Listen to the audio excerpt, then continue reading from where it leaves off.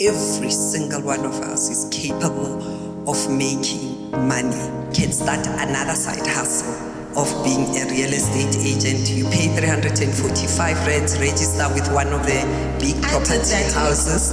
I did that too. So actually, that's what I'm saying.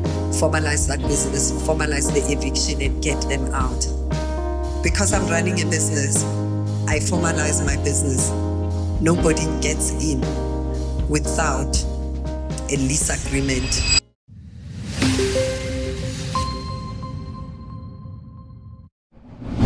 Hi, this is a fireside chat conversation.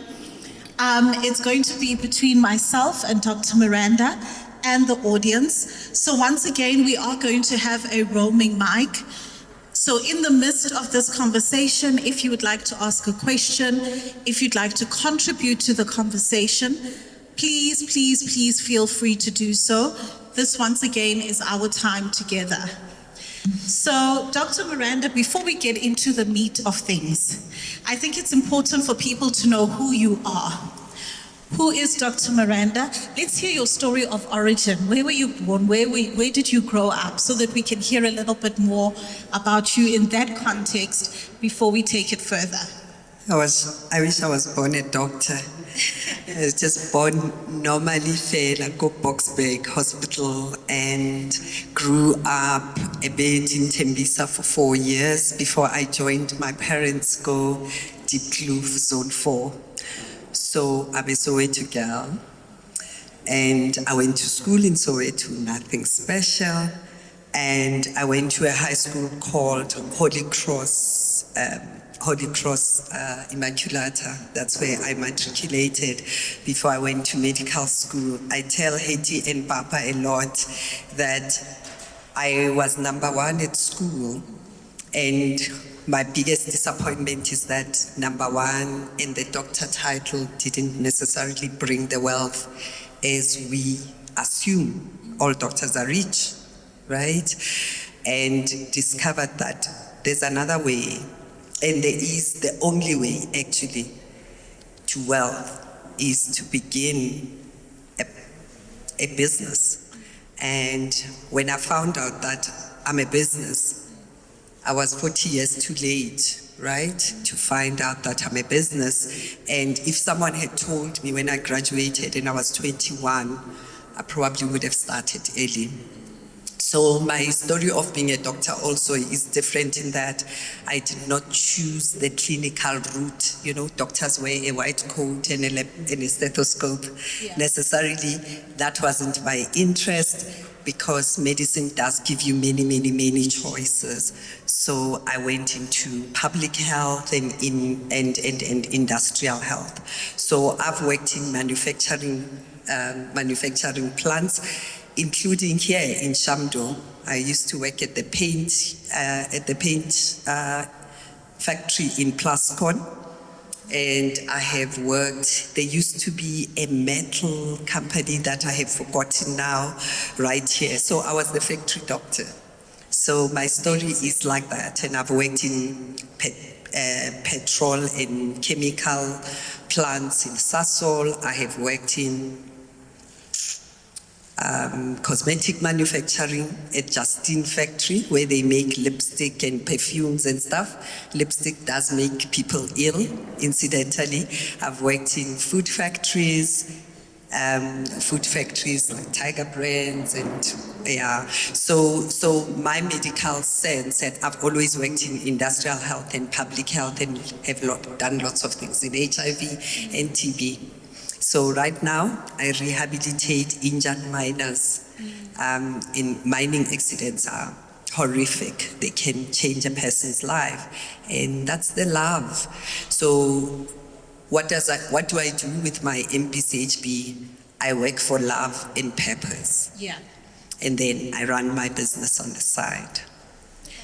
Tell me something, Dr. Miranda, because you spoke about how your view of money really only came into proper shape when you were like 40 years later.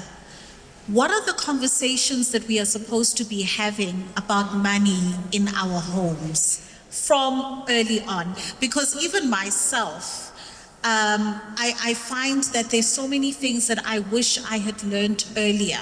Yeah. So when we leave here today, this workshop, what are some of the conversations we need to go back home and be having with our spouses, with our family, with those, our stakeholders in our lives? My goodness. Good question, Hetty. The first thing is everybody, every single one of us is capable of making money from exactly where you are, whether you are 16, 61, or 40. Every single person is a business that's just waiting to happen because there is something that I do not feel like doing or I don't know how to do that somebody else can do for me. Yeah. That's the first thing. Second thing, every 10 rand that we get, because that's not the conversation in black families. The 10 rand has to go 3 ways, guys. Yeah. You spend, sure, buy the piece of bread, but save and invest. Whether you are 16, 61, or 41. Now, the language of investing is not a language that black families talk about. I remember how everyone wanted me to be buying a German car straight out of medical school. Sure. And the disappointing thing is, when I did housemanship, it was just before the democratic government. And my salary was 1,281 rands, 30 cents, believe it or not.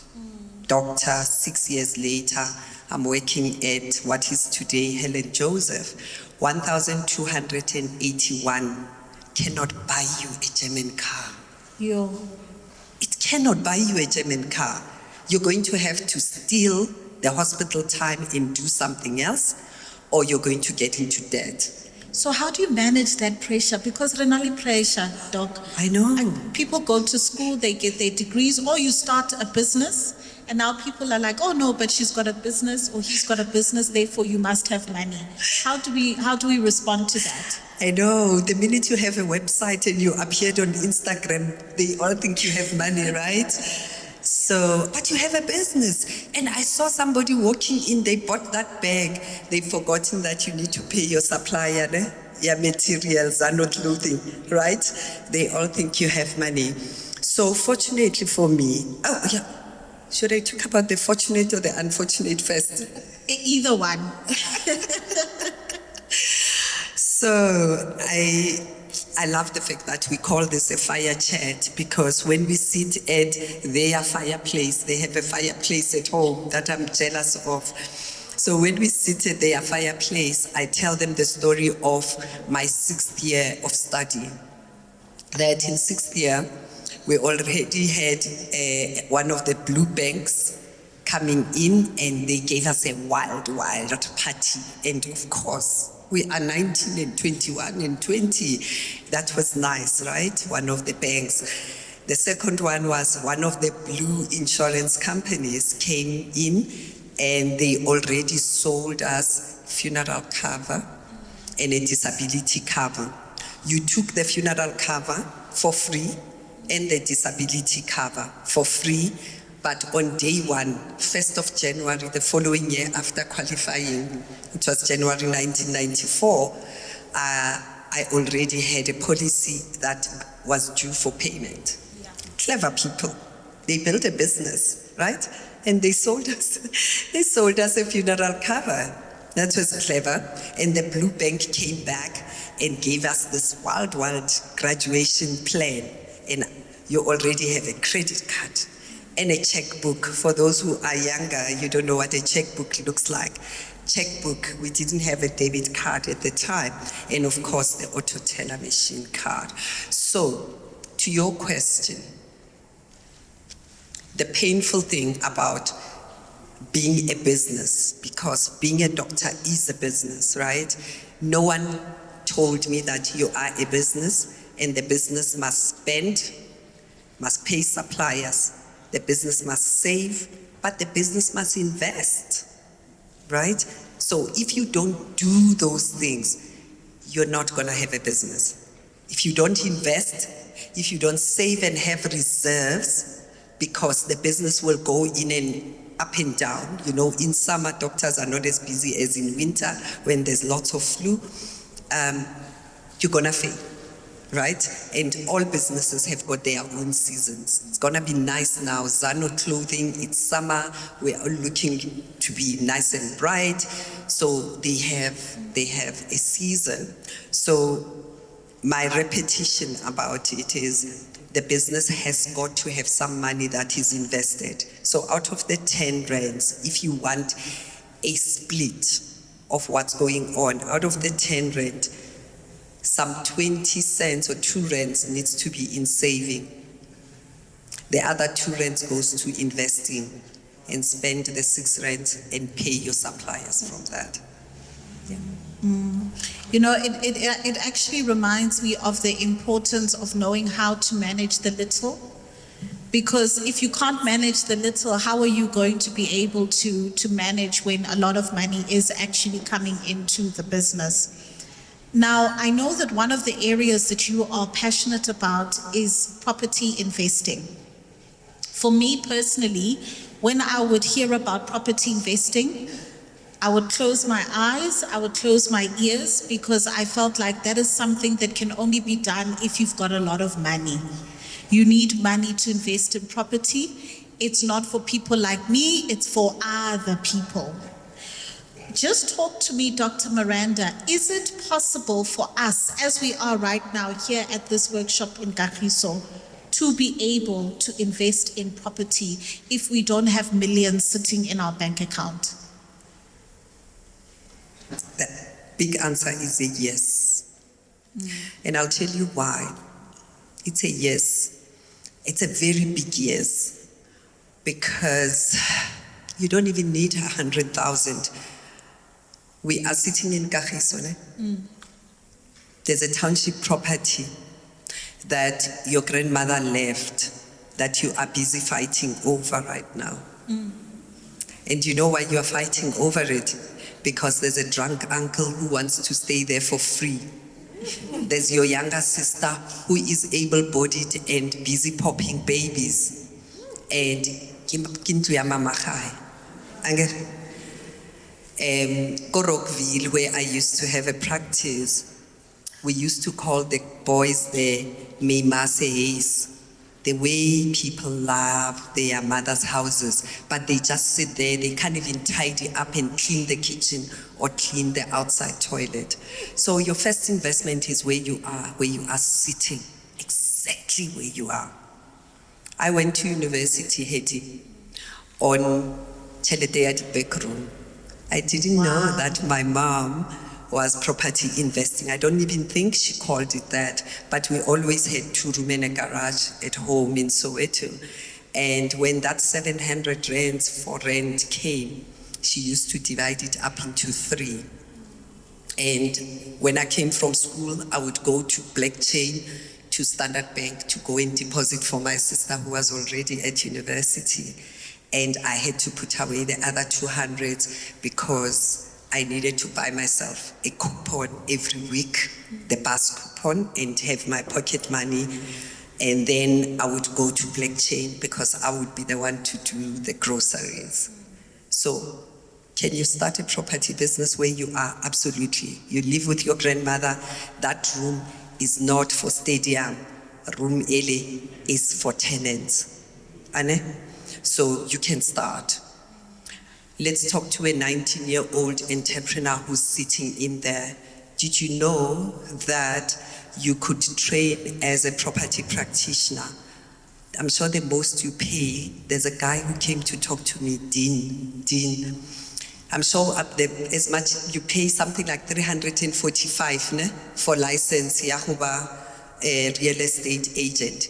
You can start another side hustle of being a real estate agent. You pay 345 rands, register with one of the big property houses. I did that too. Yeah, I did that. I did that too. No, it's actually amazing because people don't realize how you can get into something with that amount of money, and then you build yourself. Build yourself. And when you are the practitioner, you are the business.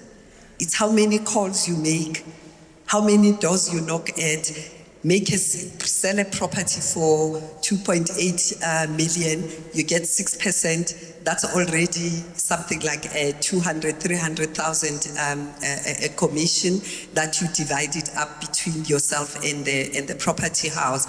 So when you think of a property, don't think of owning Sandton City just yet, because Sandton City, we are going to own it. We are coming for the land. Okay?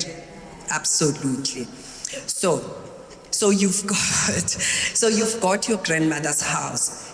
When all of you can get creative about how to utilize that property and stop fighting over things that don't need. Somebody wants to sell it. Somebody wants to stay there for free. Just hang on a bit. There's someone who's looking for a roof over their heads, and there's a student that's looking for a roof over their head. Go Rockville, go Soweto, it's next to UJ, Utswakoval. Do it. You can. That's being a property investor. You've got a 3,000 that you created by giving somebody a roof over their heads. That's all, right? And then you come to Dr. Miranda, who has got a salary. Payslip, Wanakohai. Payslip. Payslip is power. So you are complaining, you are working for the government. Guys, you guys are sitting on power. And all you do is go to work and be present and not do what you need to do. But you are sitting on power. Someone is working at ABSA today, ne? Or FNB. Right? They are a clerk at FNB. Doesn't matter which level you are at. Go find out at the Home Loans Division how much of a discount you get as an FNB bank employee. Yeah? Don't sit on it. Don't sit on it. Right? The next one is, I'm talking about the easy ones. Labona Mosne. We like at 300. I spoke about your pay slip. And then you're sitting at your mom's house. And it's got a garage and a 2-room outside. You've got a tenant. The garage can be turned into a studio, design, or the dressmaking. Zano is looking for a place to make the clothes. They don't need to go into town somewhere. You create it, you paint it, and it's amazing. They've got a bathroom that they can go to. They have a studio. There you are renting to. You have got residential property, and then you've got a commercial entity that's renting in your house. Have you gone anywhere? You haven't. Did you need 100,000? You didn't, right? So let's think of property a little bit bigger. In here, I saw people who are my age. Bomami, we have a Stockfell, we have always bought big ticket items like you wanted flat screen TV, no, you want to change the washing machine, December is coming, we are buying La Crusade and stuff. How about we turn that into a property Stockfell rather? How about we turn that into a property Stockfell rather? I'll tell you the other ladies what they did with their Stockfell. There's 5 of them. They did a tight agreement with each other. They all had bonded houses, and they live in Proti, in Soweto. And what they've done with their property Stockfell, each year they are paying off each other's bond. They don't have a bond. Each one of them has ensured that these kids have got a home that's paid up. So kids, can you stop fighting over houses? That's an investment your mother did something about, and all they did was 500, 500, 500. We are paying your bond out. So that's what has happened. So property investment is not for a gray, white male. Property investment is for you and me and you and you and you. And properties in the township are the gem? Can we stop fighting over them and learn how to use them? Yeah.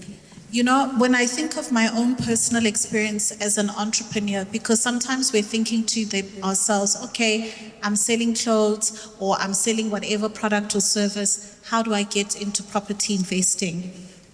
And I know at the beginning of the workshop, Papa was talking about how he and I ran a retail business selling African print clothing. And we did that for many, many years. For us to begin to actually invest in property and diversify and get multiple streams of income, we actually used the money from the clothing business to invest in property. And we started out with flats because flats were cheap to be able to get. And through that, we got the flats, and then you get your tenants.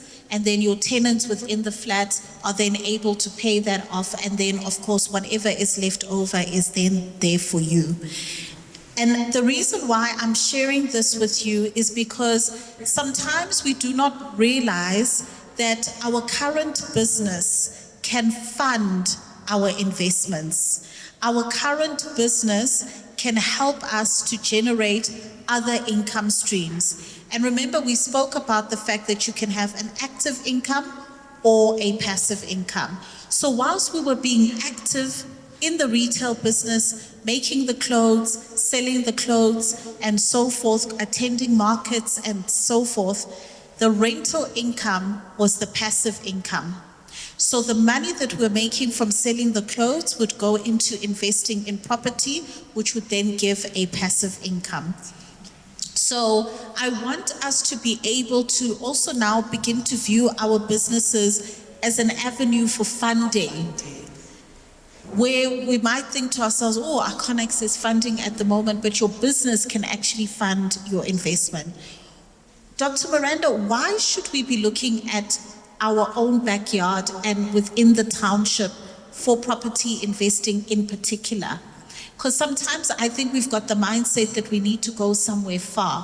Why should we be looking in our own backyard? Good God. Such a good question, Hetty. Because they sell us these big units.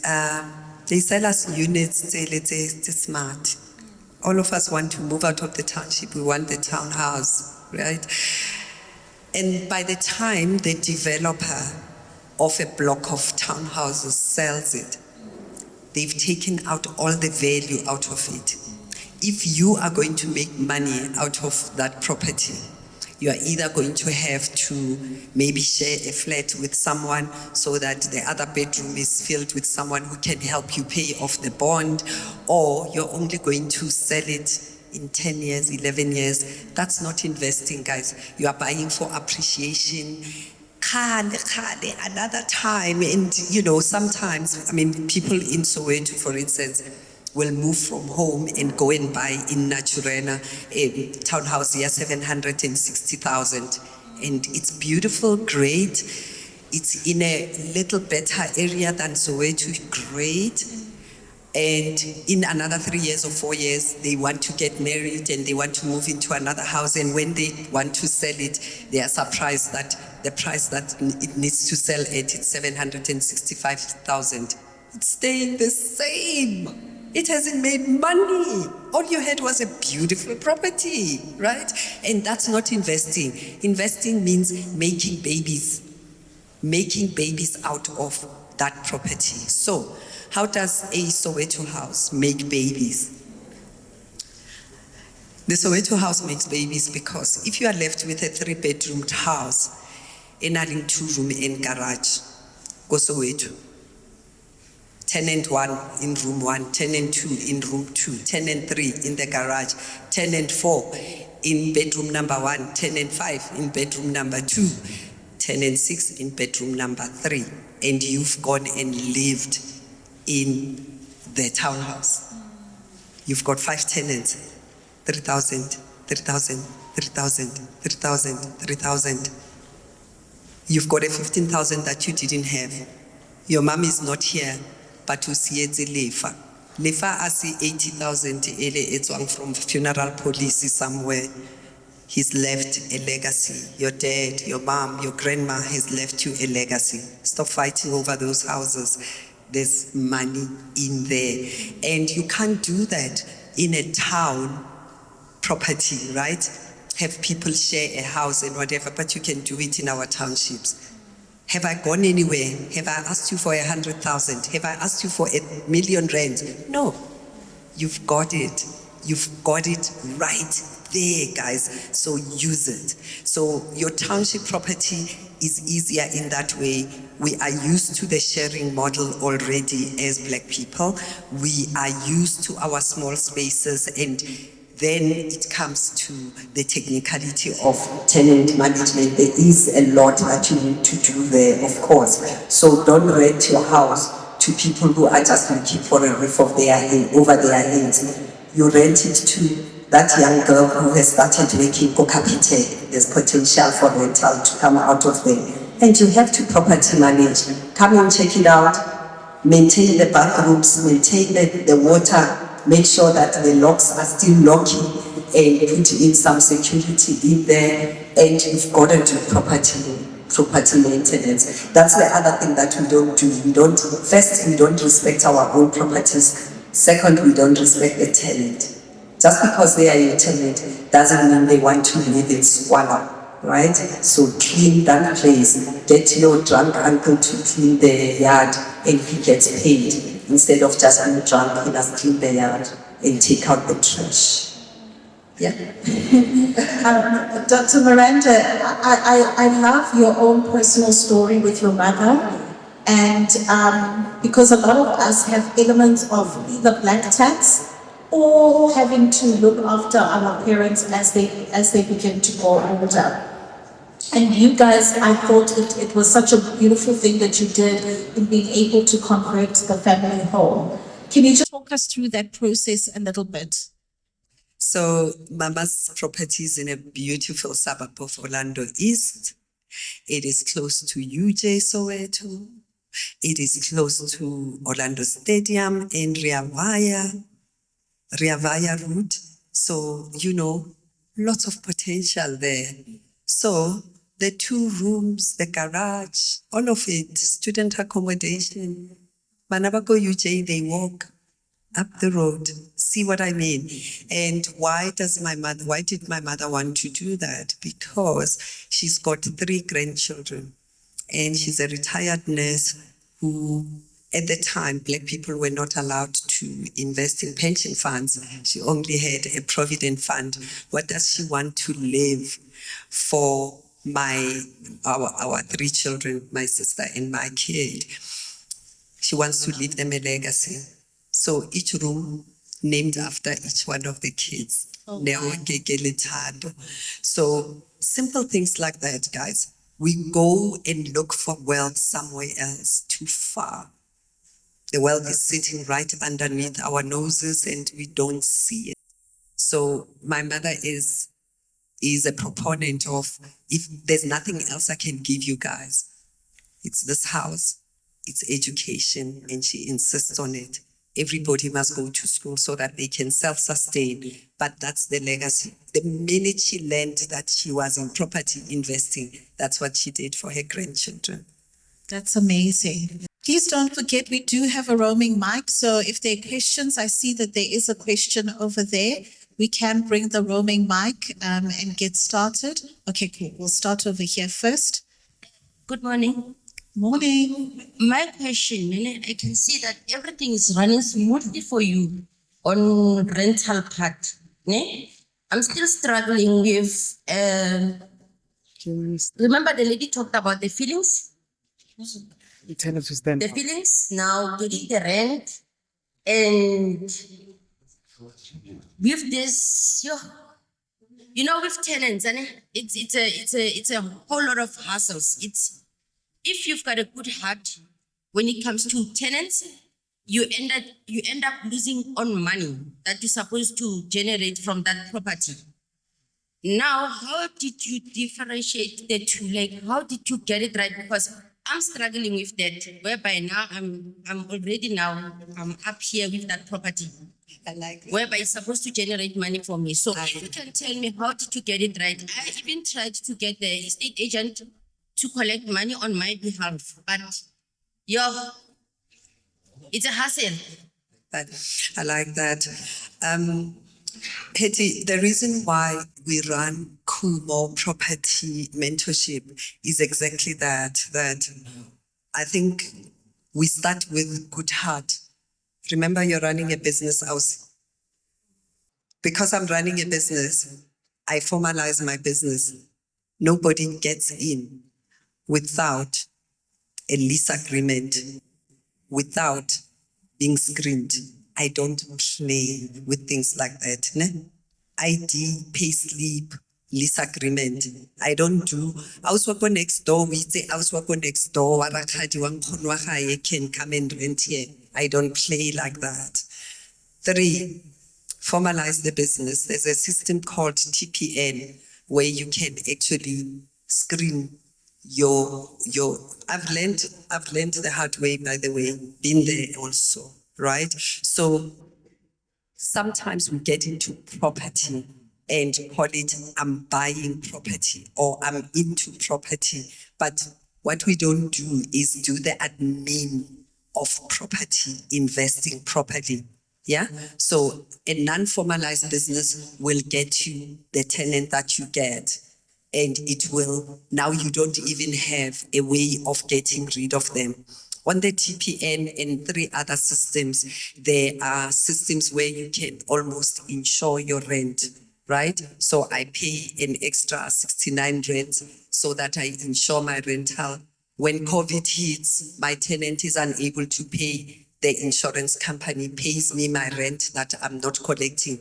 They will deal with the tenant. So there's all sorts of mechanisms. I know what you're talking about and I hear you. And the problem with us also is the African way of doing business. X-Shine, ask for your money and ask for a deposit upfront. Zano Clothing, ask for your deposit and keep the deposit. Yeah? Formalize your business. Don't play with things like that. Property is an expensive thing to maintain if you are not being paid. So actually, that's what I'm saying. Formalize that business, formalize the eviction and get them out. Don't play with things like that. Yeah. Dr. Miranda, before we go to the next question, can you please talk about the importance of being cash flow positive from day one? The reason why I say that is because for many of us in the beginning, we make the mistake of saying, okay, I'm renting out this room. This is how much rent I'm charging. It will cover the cost of the room and then whatever I'm left with, give profit. But then we don't think about some of the other expenses that we haven't factored in. And then now we realize even though the rental income is coming in, it may not actually be covering all the expenses. If you can just talk to us a little bit about that. That's why we invest in the township. Because there's cash flow in the township. Easier cash flow, quicker cash flow, right? A lot of it. So let's go and buy a property at 760 at that other developer, Gonaturena, right? And now you've bought your second property, you've got your home, now you've bought a second townhouse, 760,000, and the tenant is going to pay you 6,900. You've got a bond, 6,500 already. You have to pay homeowners association. You have to pay the agent that will go in and out when the toilet blocks. Yeah, you have to pay insurance.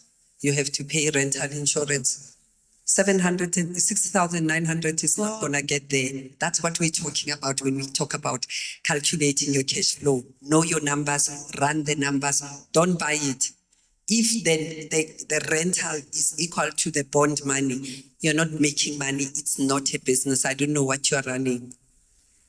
I don't know what you're running. So if you have got that kind of a townhouse, get out of it quickly. Or find another way, because there are mechanisms of using that second property to get another cash flowing business. So how to work a cash flow, we talk about if I'm getting 6,500, maybe the rent, the bond amount must be 4,000, and then homeowners association, City of Joburg, and the agent and the insurance needs to leave me with something in 1,500 so that I can talk about cash flow. Cash flow is the money that you remain with after you've paid expenses. Remember, the geyser is going to burst. The geyser doesn't wait for you. Ne? It's going to burst on the 31st of December, and you have to pay access, go insurance, 500, and they want it cash like this. So you always have to have money. So getting into property equals to cash flow. Otherwise, I don't know what you are running. You are just you just have properties registered in your name that have got your name in it. You've got flat 1, flat 2, flat 3, and your primary home. That's not investing. Investing has to tswala chelede. Yeah, it must make babies while you sleep, while you are on holiday, while I'm here. There must be some money that's being made while I'm sitting here. Absolutely. Makes a lot of sense. I think we have another question this side. Good morning, guys. My name is Bomani Dlamini, owner of B. Dlamini Opulent Clothing. I am a recent property practitioner. So I just started trying to have another stream. So I sell jewelry, accessories, and I do the groundwork. I attend markets. I have an Instagram page. I have a WhatsApp catalog. I try as best as I can to expand my business. First question that I have is regarding property. So if you are, let's say, a landlord of a group of flats or rooms that you're renting out, how do you actually optimize the passive income, make it without being physically present? Because there are a lot of factors that come about with being having an active income, right? People know you, they trust you, they trust the brand, and they believe that you will be able to execute certain things. But it also comes with other factors that, oh, I know B. Dlamini, I'll pay him maybe 10 days or 20 days later than the actual date. How do you cultivate that, and how do you make sure that you still get the income, but you are behind the scenes? No one knows you personally, and you still are able to get that money at the end of the day. Absolutely. You're asking the same question, Cheka Ausubode. My job requires me to be at work almost 12 hours a day. Bongani. So there's no way I'm collecting any rent. But in a multi-let, like at a house, in a 3-4 rooms and some other tenants in the house, what you do is you must be willing in a business, ask them at F&B, you must be willing to have the person who does the collection for you, and you must be willing to give a little bit of your income to a practitioner that will collect for you.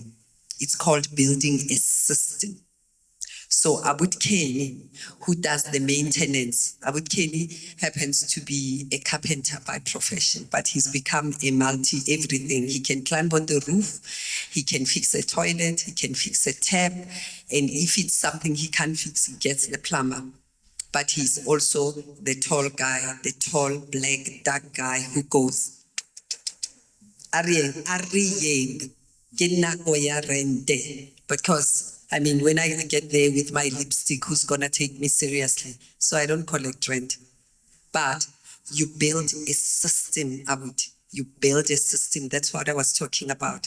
Abud Kenny makes sure the leases are signed.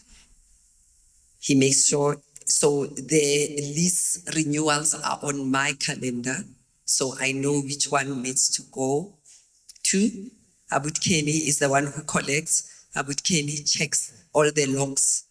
Abud Kenny makes sure that the gardener has done the garden, Abud Kenny. So in any business, There has to be someone, Zanu Clothing, there's someone who designs, there's someone who is the tailor and the dressmaker, there's someone who does the seam, there's someone who does the button and the zip. I get it, Zanu, because you can't be the everything.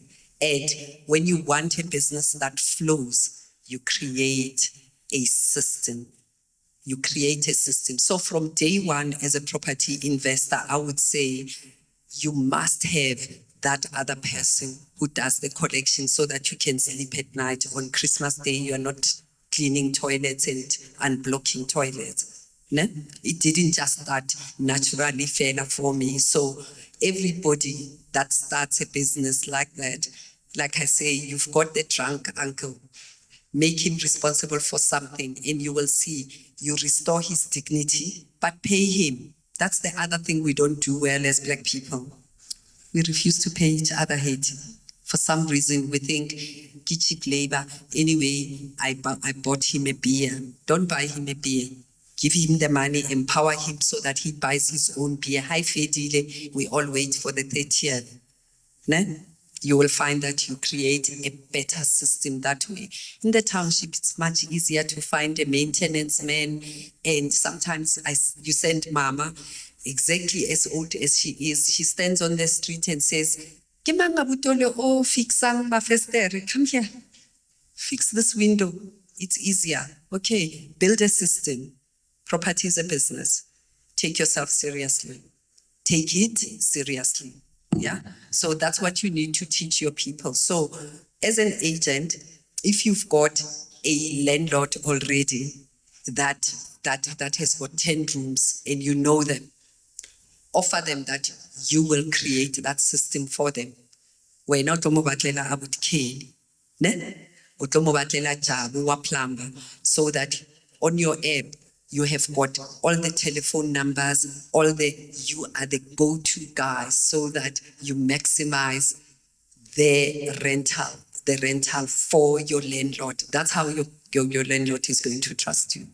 But you know, you guys want to do this thing, yeah, shaya, again, but and you can't do that. When you're creating a business, it doesn't matter how informal it is, take it seriously.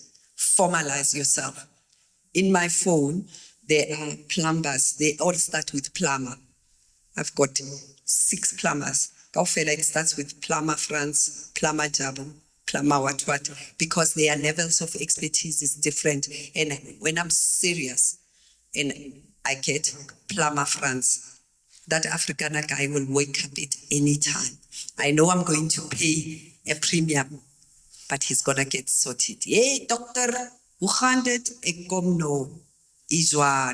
So take ourselves seriously, guys. A plumber who is in this room, do that. So who's been we call him our home plumber. I've been in 3 houses. I've known him for 22 years. My mom's house, my sister's house, he was plumbing for everybody. He's our family plumber. 22 years. You know why? He gets out of bed. Does a good job.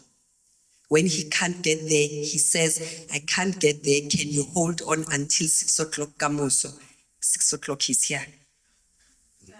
What's the problem of Black business? We don't take ourselves and each other seriously.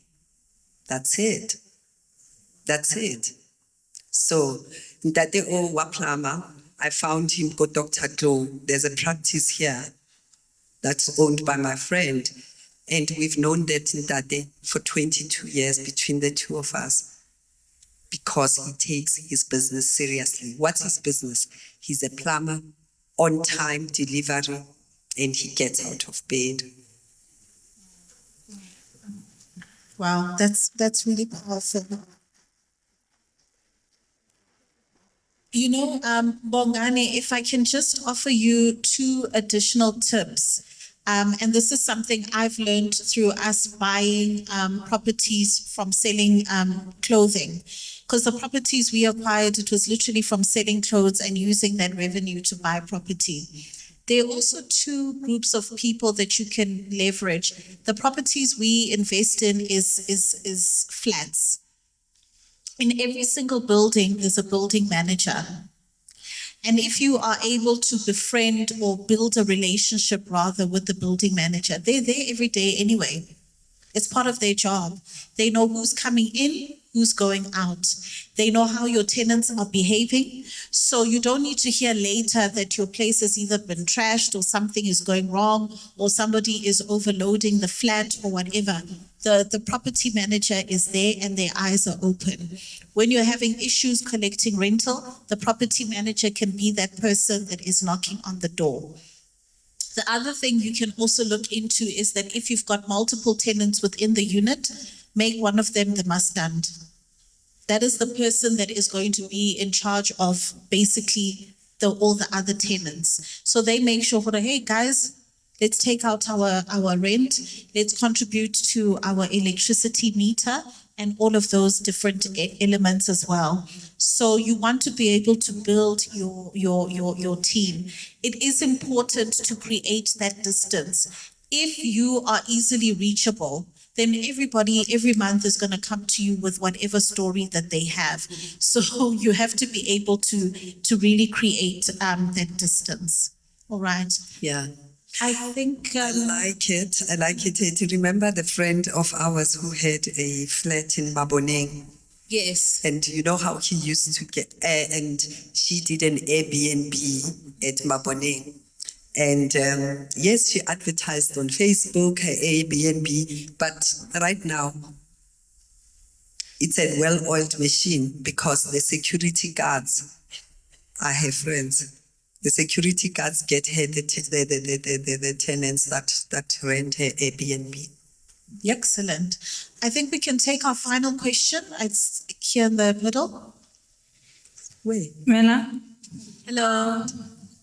my name is Kelezo. Mine is not really a question. I just want to add because this is a space that I'm in. I tried getting into the student accommodation space in 2019. I've already on all for a while. So I just want to say, like, as Black people, I realize that we have like sort of like one way of thinking when it comes to investing in property. I just want to say, don't please think. Like, for an example, I'm going to take like student accommodation. Even like we do have like UG student accommodation, yes. But instead of like really like direct line you are trying to be like students, you can also like do it through government. You have NSFAS, they can also be your client.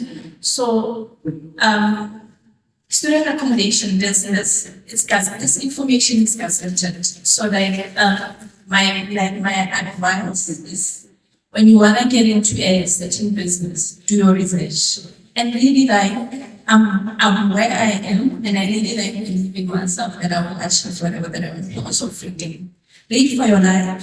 If it's really like student accommodation you need, that's like you are required to build like 7 square meters for each student. And as a business owner, you can see that actually students like they don't prefer sharing. So when as a aspired millionaire property developer or property business owner, you think, well, okay, now I'm gonna go for, I don't want them to share because they don't like it. They will really like go somewhere else because they don't want to share. So there has to be a certain way that you build your business. And really like more. You don't just learn things by sitting at home. Go worry, okay, I'm actually J today. You understand because it's really like a JCRA. When a private student with whatever, or go to the accommodation like I don't know, like I lost the term, but yeah, it is when private agents, you know, when they have a meeting to ask questions. They will give you information. And also like when you are in a business, because when you start a business, the minute you understand this is one, that's how you see more fast from there. You have other ideas. So there is like different colleges. Where I'm from the university, there's like that is your college. So we operate, and it's easy to get land for higher. So I'm going to get like a piece of land because I'm targeting like the university college. So you go or you can run up for the city for family. But whenever because you know how the difference are, you actually have some sort of agreement with that coalition about okay, how can we enter? Yes, this NSF is, but you're not going to provide like your students. How do we get into a contract? And there's also like GPF, Housing Partnership Fund. They actually like fund you for these businesses. Yes. And have information. First, really, you are required to have at least like 100 beds. That's their like a minimum. But if you want to start like usually you can have like 18 bedrooms. They will come and assess you. I can we are going to government doesn't okay, 7 square meters. But I have this bed.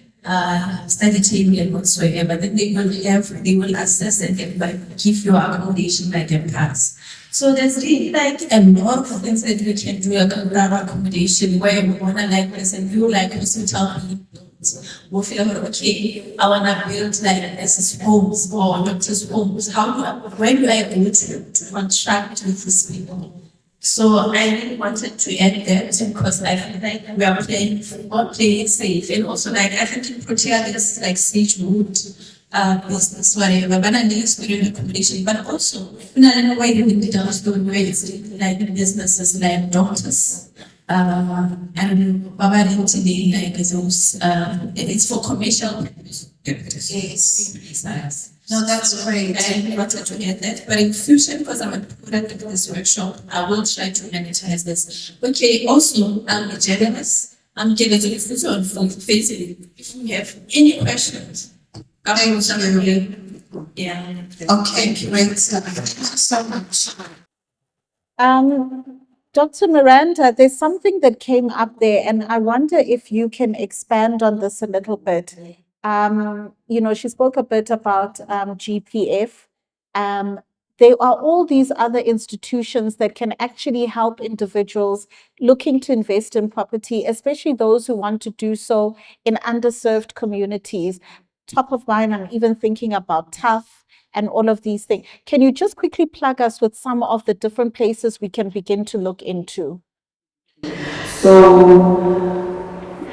property investing is so interesting. You know what I like about it? It's non-discriminatory. You are 22, you can get in, you are 65, you can get in, you can get in. So, property investing is not one thing. Until now, it's just giving you an idea of student accommodation. It is a property investment strategy. But when you are in student accommodation, then you follow the line as student accommodation and whatever.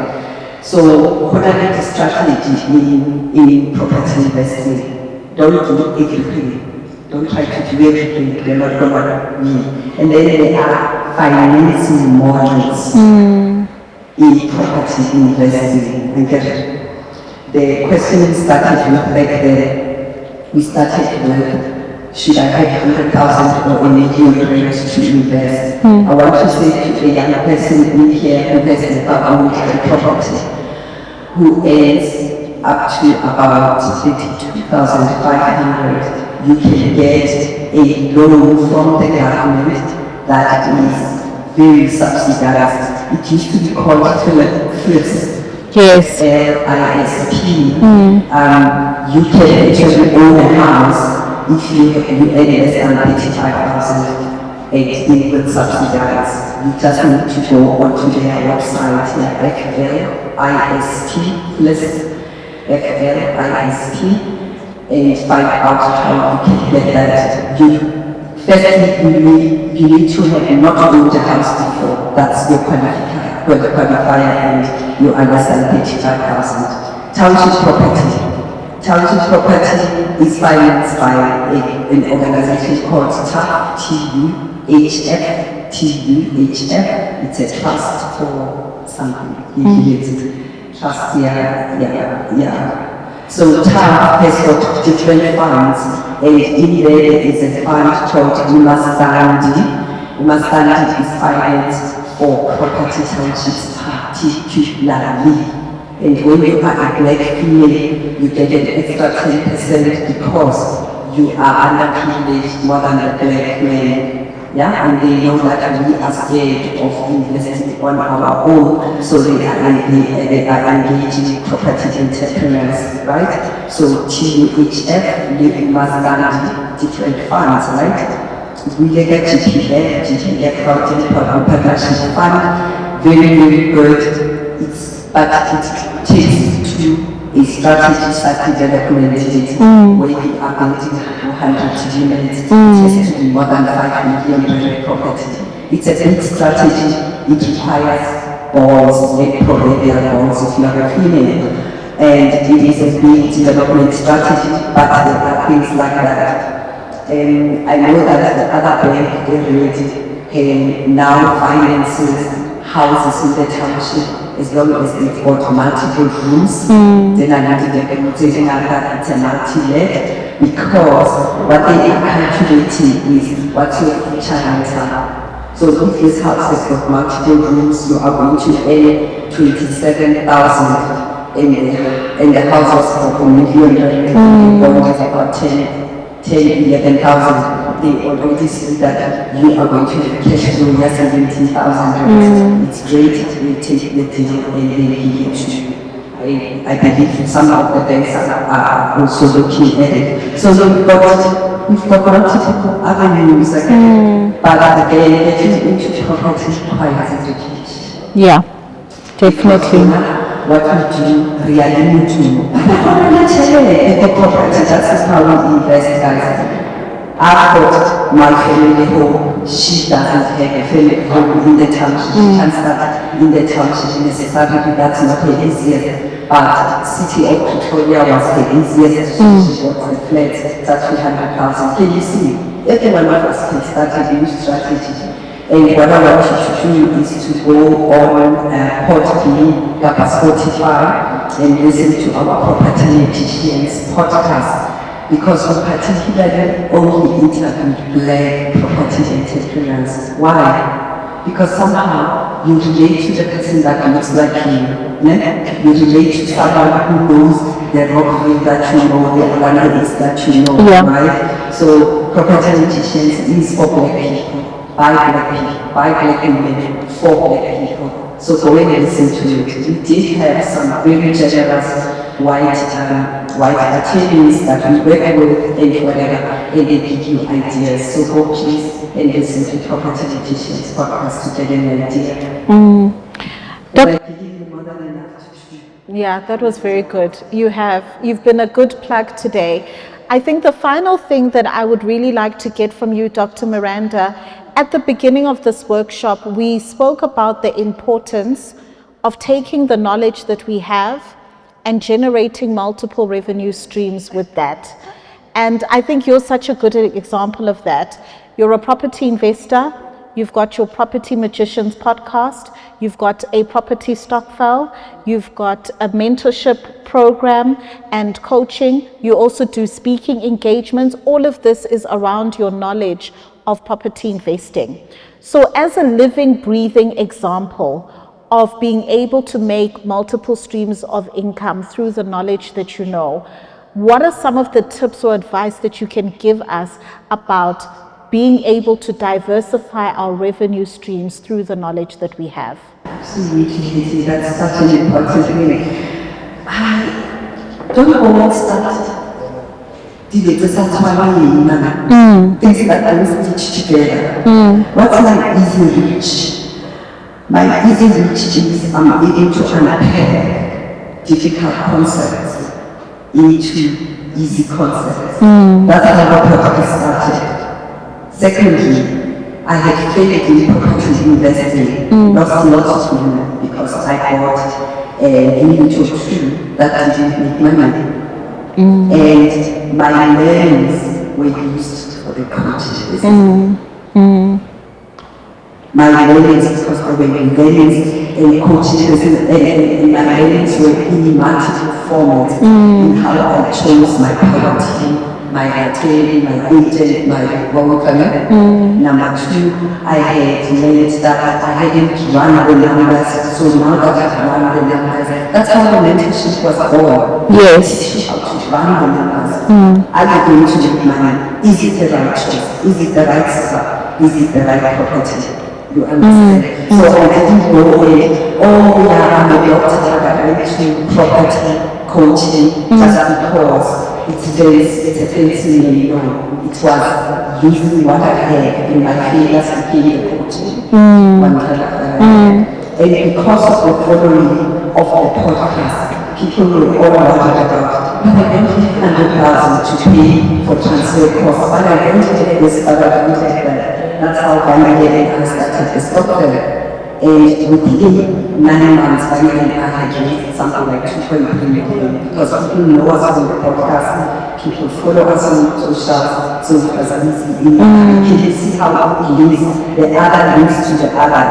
It's called it's the principle of the family. Don't start with the family. Yeah. It's much easier to manage things that are linked to the other. How did I manage it? It came, so I started this property coaching. And I'm not great with talking. I tell you that I'm not great with talking on Instagram. She says, no, Doc, you have to do the live. Live, Instagram. And yeah, Doc, don't worry. And Doc, you need a cover. You need a cover. You can't just go with you are doing a fair job. I'll make it look like a patent. I'll rotate it, whatever. Because all of us don't know what I do know. What do I know? I know my field in property investing. I know how to speak difficult concepts into easy concepts. And I know how to analyze the investment that that's all I had. What did he teach me? He teach me the profile behind me. He teach me and held my hand on Instagram lives. And she teach my profile and my page. Do you see how it's on Instagram? You don't have to go all over the place and start doing here. Now you're doing business there. If it's there, it's far. But it's much easier if one knows into the other. Can I give you some? No, you have, absolutely. You really have. So monetizers, this is bringing us to the end of this conversation. I know we could go on and on. Dr. Miranda is still around. Please continue the conversation with her. Also look for her on social media. It's Dr. Miranda, prop.mom. So you'll definitely be able to get her details. We will share it within the WhatsApp group and on social media as well. My hope is that today we've managed to normalize the money conversation a little bit. We've managed to talk about how to make money, how to generate more revenue streams within our business, and then also once we have done that, how to now invest that money into an asset that is able to give us passive income, such as property, particularly when we start within our own backyard. So this is a really robust conversation that we can definitely continue. So let's do that within the online space. And if you've learned something new and you've really enjoyed it, don't forget to tag us on the socials, tag us in your stories, and let's continue from there. All right, thank you all so much.